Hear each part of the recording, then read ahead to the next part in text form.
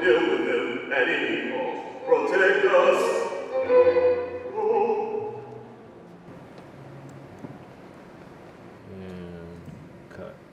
Talk about thinking outside the box. This isn't thinking outside the box. This is blowing the box up and building a whole new structure that may not have all the same sides. You know, you're building a design that's never been done before. Tony called me late summer.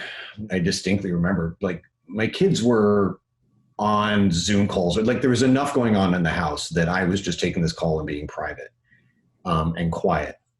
And he told me, we're not going to be able to produce it. I think we're going to do this film version instead. And I was like kind of nice on the phone. I'm like, that sounds great. Clever idea. And I just wanted to scream. Like, I was so upset. And, you know, and I instantly also thought of like how complicated this was going to be. And therefore, in my mind, how unlikely. Creating films and things like that isn't a new concept. People do it all the time, but we don't do that all the time. It's not our forte, our focus. We're focused on the live aspect. So transitioning from the live stage version to how do we do a film version has been a big learning curve for a lot of us. At this moment, we have 22 patients in the United States currently that have coronavirus. Unfortunately, one person passed away overnight. The Florida Department of Health is reporting a spike of more than 9,000 cases across the state for a total of more than 451,000 cases. The University of Florida is taking big steps. The provost recommending that instructors move their courses from in-person to online. Obviously, like everybody else in the country, for the first few days and weeks, we kind of held out to the hope that, well, maybe we're just all of a sudden going to get the green light and go back to normal. And as the rest of the spring wore on, we realized that just wasn't going to happen. Tony and I had many phone conversations and things in Zoom, and started to bring in other people, kind of figure out how we could do something with this. And finally, we came to the idea of doing basically a film version of it. And it wasn't just coming up with the idea of what we were going to do, but how we were going to even accomplish it. We've done a lot of research and been discussing with the infectious disease people and the folks who are overseeing all of the protocols at UF. And this has been deemed by them to be a safe way of approaching it. Safety and your health and the health of all the cast and the crew and everyone there is really paramount.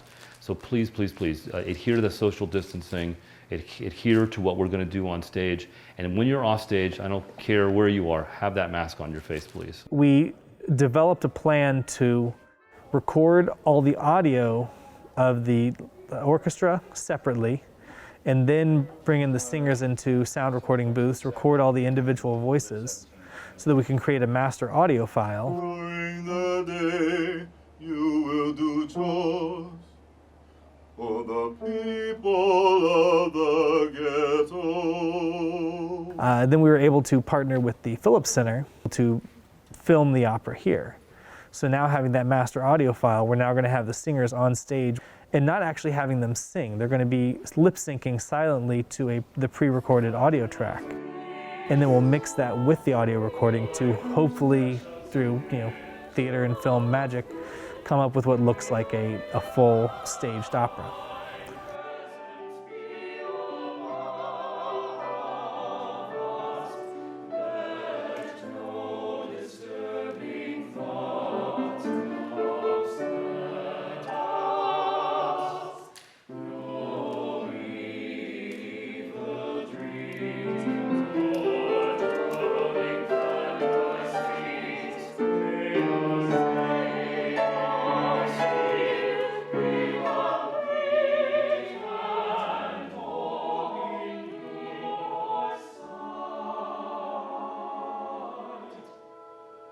It started with me reading a lot of versions of the Golem myth.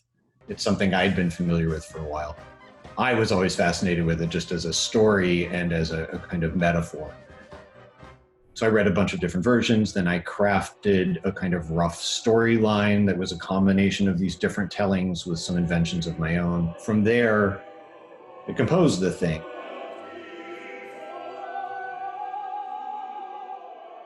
Dr. Richards has an amazing way of writing music, and it's very technical and very detailed, and it was very intimidating to walk into. But I really took it step by step. Starting into the role, I just kind of went through all the music, listened to it, and then once all the notes and rhythms were there, it was how can I express the intent of the character, what she's trying to do in each scene, what's going on in the bigger picture of the opera, and just kind of developing the story through that music.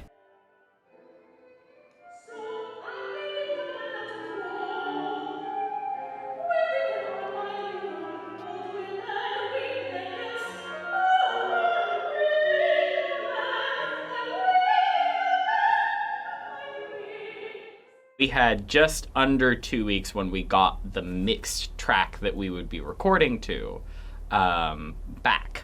And that was what we were hearing as we were filming. It was a really weird experience because I'm used to like singing along with stuff like the radio in the car. But when it's yourself and it was just like the decisions that you made at that particular time. Like you try when you're studio recording, you try and do things as similarly as possible from track to track, but like it fluctuates.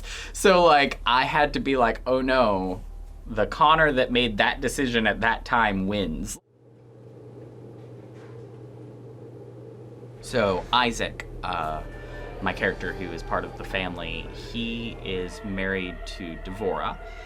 They are expecting a child, and during the course of the opera, he and his wife are kind of having to figure out how they're going to raise a child in a world that's so violent as it is in the opera. And there's a beautiful duet that they're talking about, well, we will teach him to love not only the people of the ghetto, but our enemies and everyone, and kind of accept, the world how it is. Whereas, like, my other character, the Emperor, well, he's the Emperor, he's royalty. When the rabbi comes to him for help, he's like, you're overreacting just like your people. There is a point where he directly says to the rabbi, you are a minority.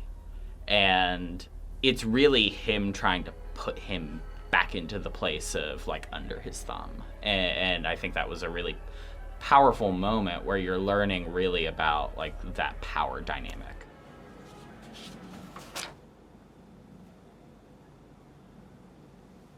I grew up with Jewish music. So this is a natural place for me to operate. And at a service, like 15, 20 years ago, the rabbi at my temple at the time had a son in the Israeli army, and it was during one of the intifadas where there was uprisings with the Palestinians. At one point, this guy who I thought was just this sort of sweet old man, peaceful, funny, fun-loving guy, was giving sermons during this tense period in Israel that got increasingly angry.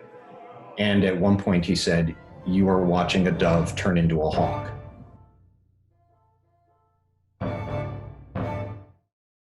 He became pretty militant kind of right in front of my eyes. And it was a really bizarre experience because I live in America and things have mostly been peaceful. And the fact that I'm Jewish hasn't impacted my life in a negative way like it had my ancestors. And like, so just the idea of threat is just like this foreign thing to me. But I recognize that I think any of us in the wrong circumstance could get violent, could get desperate, could do things that just seem so foreign to me. That's a very long way of saying I really relate to the rabbi in this story.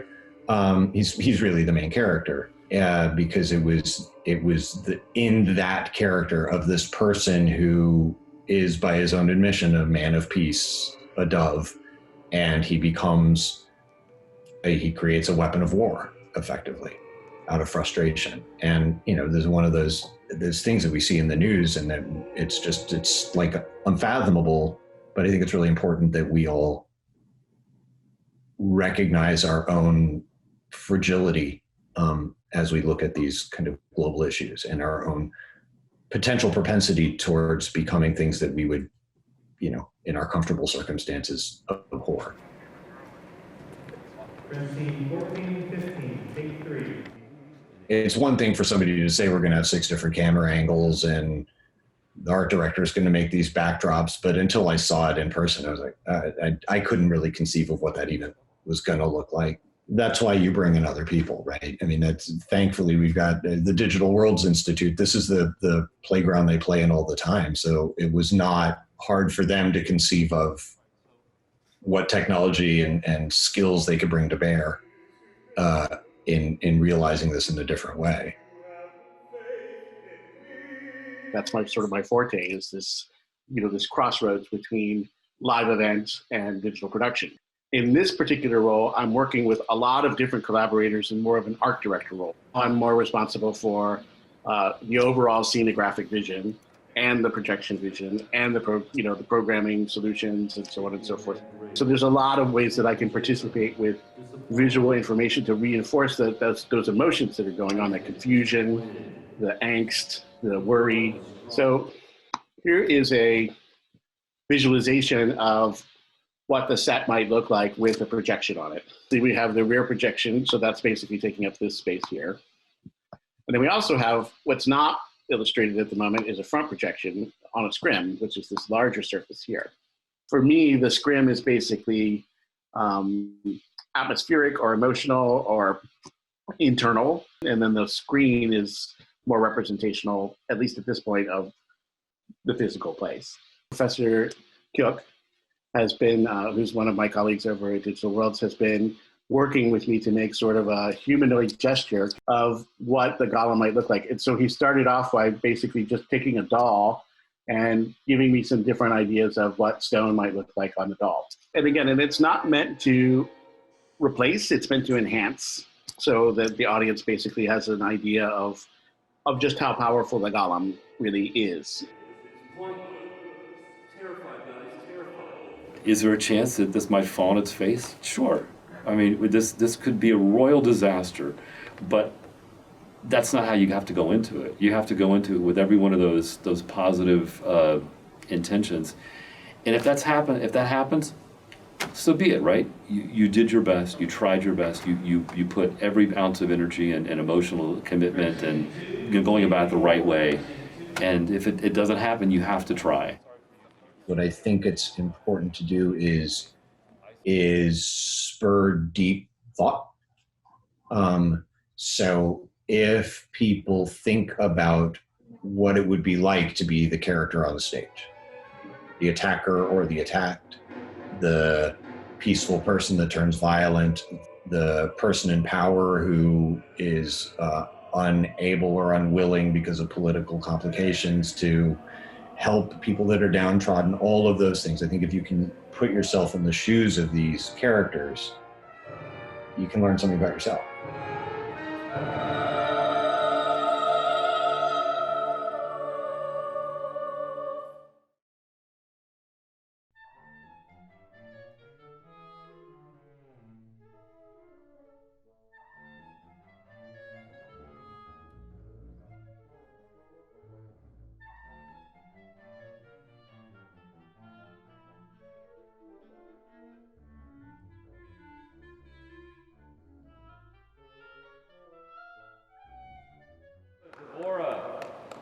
Isaac.